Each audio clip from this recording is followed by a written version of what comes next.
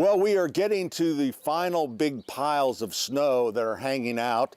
So now we start turning ourselves to some of the surfaces that had all that ice and melt. The one thing you do have to remember, if you do have a big pile of snow left, remember that during the day that melts and the water comes out, and at night it freezes. So be careful about that black ice, because that caught me the other day at our store. It was just like, it was a sheet of ice because it had kind of melted. So be careful of that until it's completely gone. But we turn our attention to the surfaces that we put all the ice melt on. So you see the residual of the salt that is still there.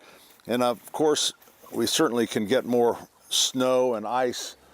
We're not out of the woods yet, but you want to get that off. Salt is not great for concrete. Matter of fact, it's awful for concrete, but falling and breaking a hip is worse. So we use it, right? So the key is to get in there and clean up that and get it off, and just throw it in the trash can, whatever you want to do. Now, if it's a big area, you can use a blower, which is really cool, right? So you can get them off. But if you look, you kind of see where it's going. It's going right in the landscape. And it's not great for plants either. So it's not going to hurt a mulched area. A little bit's not going to hurt that. But if you have perennials that are coming up there, or if it's grass, it could kind of burn the edge. So you do want to be careful, but get it off, especially with any of the places where there's big piles of it. Because what it does, it continues that freeze and thaw cycle. So if there's cracks in the driveway, it gets down in there, and then it can pop, and it can create spalling. So you kind of get that where just the top layer comes off.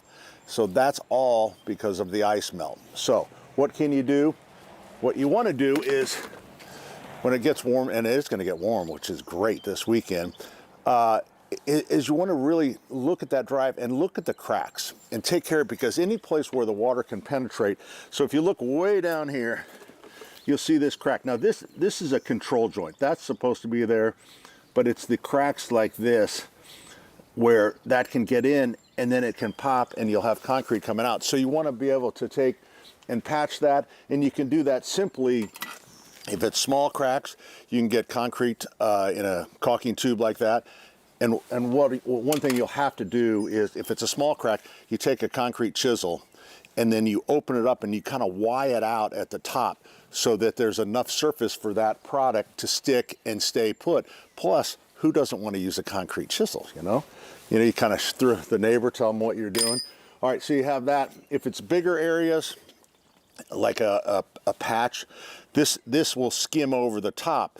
And the difference between something like this has adhesive in it, because we all know you can buy the bag of concrete and you just mix it with water. The problem is, without any adhesive in there, you put it down, it looks great, well, it'll pop right back off. So make sure that you get the right product. So you want to take care of the drive. It's not a very fun project, but you know what? The concrete is so expensive. You got to take care of the driveway.